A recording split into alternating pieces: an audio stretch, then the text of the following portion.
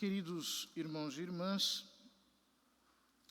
nós hoje entramos no capítulo 40 do profeta Isaías, que já está na segunda parte da profecia, aquela que é chamada de Deutero-Isaías, ou seja, as profecias que dizem respeito ao retorno do povo de Israel do exílio da Babilônia. São palavras de consolo e esperança, palavras carregadas de profundidade e amor. E nós poderíamos dizer que esse trecho de hoje também está dividido em três partes. Em primeiro lugar, uma palavra de consolação. Consolai o meu povo, consolai-o. Duas vezes o profeta diz da parte de Deus. Ou seja, ele quer sublinhar a ideia de que o Senhor vem para consolação. Consolai o meu povo, consolai-o, diz o vosso Deus. Falai ao coração de Jerusalém. E dizei em alta voz que sua servidão acabou, ou seja, a escravidão, o trabalho forçado no exílio. E a expiação de suas culpas foi cumprida. Ela recebeu das mãos do Senhor o dobro por todos os seus pecados. É um jeito afetuoso de Deus se dirigir através do profeta ao seu povo. Ele quer falar ao coração. Já não existe mais uma questão entre nós. Você já expiou o seu pecado, você já pagou as consequências dos seus erros, inclusive pagou em dobro, o que de alguma maneira me obriga a manifestar o meu amor de modo mais intenso. Então, vem a segunda parte, em que se fala do caminho do retorno. Grita uma voz: preparai no deserto o caminho do Senhor, aplainai na solidão a estrada de nosso Deus. Ou seja, a imagem é a de um caminho reto que se abre no deserto. É muito interessante que aqui nós temos analogias com o êxodo do Egito. Aqui nós temos um outro êxodo, o êxodo da Babilônia. A saída da Babilônia carrega o mesmo significado que a saída do Egito. Quando Deus disse a Moisés: eu ouvi o clamor do meu povo, e eu desci para libertá-lo. É algo semelhante que está dizendo através do profeta Isaías: consolai o meu povo, agora eu vou abrir um caminho no deserto e envio o meu arauto. Nós, daqui a alguns dias, vamos nos fixar nessa figura, que é São João Batista, que incorpora essa missão. Os vales serão levantados, os montes serão abaixados. Endireite-se o que é torto, e alisem-se as asperezas. Ou seja, esse caminho precisa ser preparado. Porque tem montanhas, tem vales, tem tortuosidades, tem asperezas, mas ele quer preparar esse caminho porque é o próprio Deus que virá com o seu povo.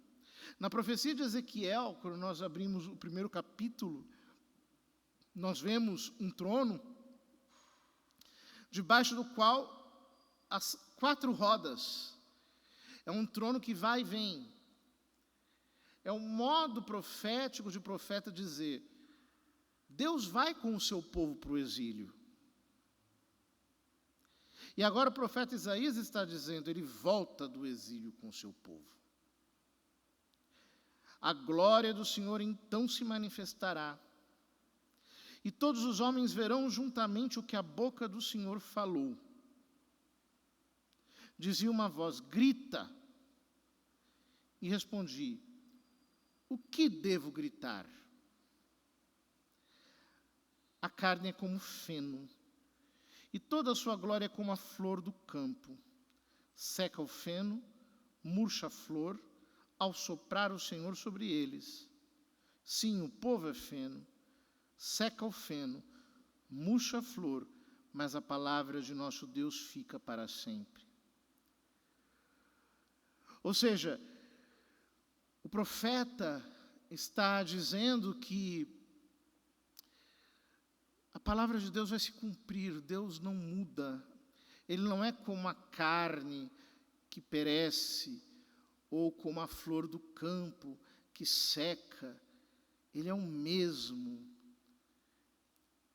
Ele é fiel. A sua palavra permanece para sempre. Ele vai cumprir aquilo que ele disse. Ele não vai abandonar o seu povo ao esquecimento. Então, em terceiro lugar, sobe a um alto monte, tu que trazes a boa nova a Sião. Levanta com força a tua voz, tu que trazes a boa nova a Jerusalém. Ergue a voz, não temas, dize à cidade de Judá, eis vosso Deus. Eis que o Senhor Deus vem com poder, seu braço tudo domina. Eis com ele sua conquista, eis à sua frente a vitória. Ou seja, o Senhor não vem conduzindo o povo em vergonha, ao contrário, ele vem em triunfo.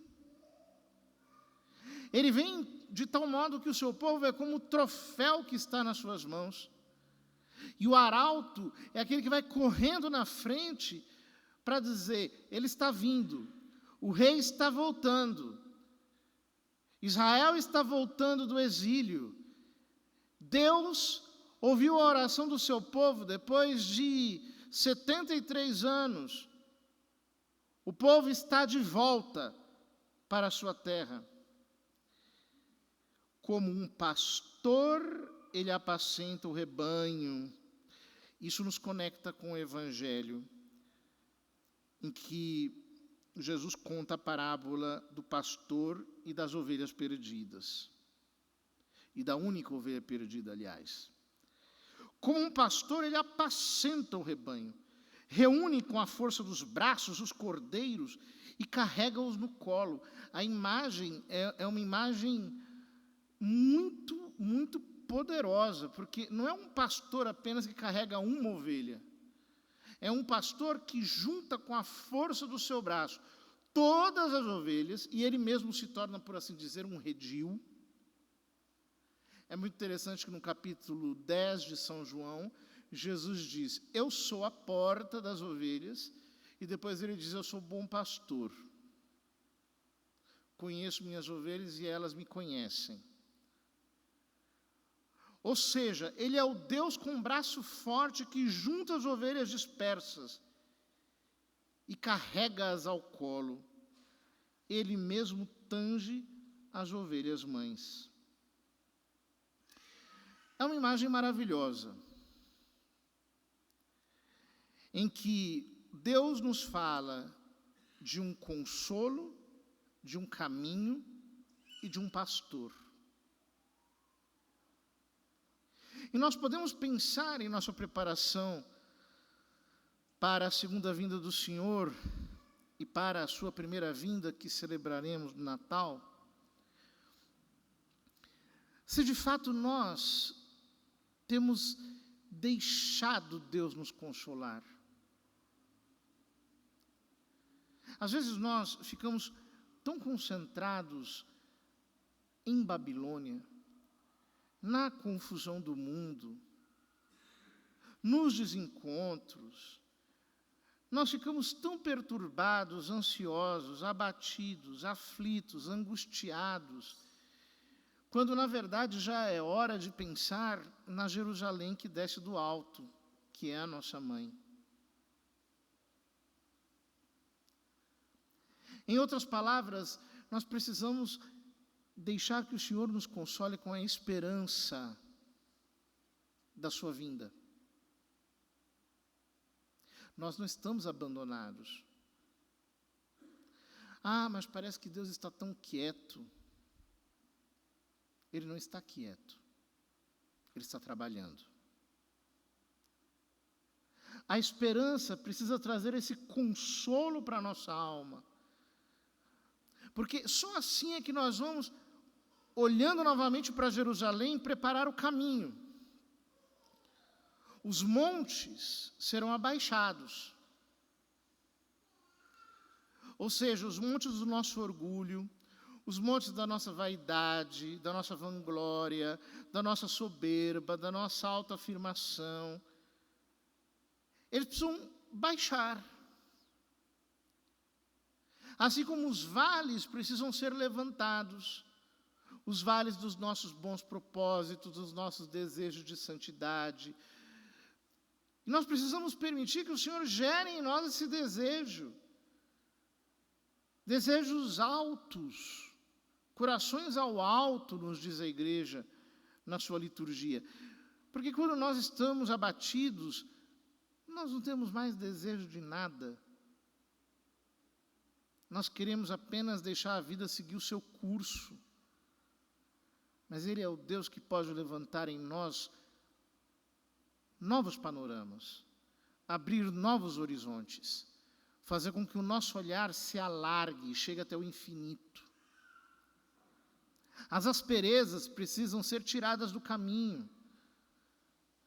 As asperezas dos nossos vícios, as asperezas das nossas disposições desordenadas. Nós temos que endireitar o caminho, ter um caminho reto, porque os caminhos do Senhor são sempre retos. Ele não conhece duplicidade, Ele é um só. Na medida em que nós deixamos que o Espírito do Senhor prepare em nós o caminho, é então que nós nos sentimos nos braços do bom pastor, do Deus que nos devolve para o lugar que é nosso. Ele nos pega como uma ovelha em sua mão, Ele nos pega todos nós de uma vez como um só rebanho nos seus braços para nos levar às santas pastagens. Nós dissemos no Salmo responsorial: o céu se rejubile e exulte a terra, aplauda o mar com que vive em suas águas, os campos com seus frutos rejubilem, exultem as florestas e as matas na presença do Senhor, pois Ele vem para julgar a terra inteira. Ele vem para colocar tudo no lugar. São Pedro diz na sua carta, na sua segunda carta, se não me engano, que o juízo começa pela casa de Deus. Fazendo referência àquela visão do profeta Malaquias, de Deus que se senta nas escadarias do templo e começa a lavar os filhos de Levi, como quem pega um sabão e esfrega. Ele vem para nos limpar, para nos purificar, para colocar tudo em seu devido lugar. Ele vem. Seja esse o nosso consolo, seja essa a nossa esperança, então também nós poderemos preparar para o Senhor um caminho reto no deserto, isto é, um caminho reto na nossa vida espiritual.